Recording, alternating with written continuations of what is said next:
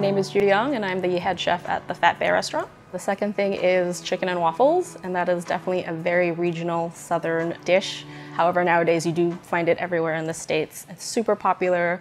It's really simple. It's just fried chicken, and we pair it with pretty traditional Belgian style waffle. Typically, people serve it with maple syrup. However, our riff is we do a Sriracha maple syrup. So first we start with whole corn-fed chicken, and then we butcher it into quarters. After that, we drain the chicken, and then we marinate it in buttermilk. To cook the chicken, we have our own house-made flour mix.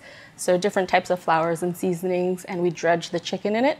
We deep fry it, and then in terms of the waffle, it's a pretty traditional recipe. So flour, egg, milk, vanilla. We cook the waffle, we cook the chicken, and then we plate it together. And especially, it's a great brunch dish because you do combine the sweet and the savory, and waffles is very typically a breakfast or brunch dish.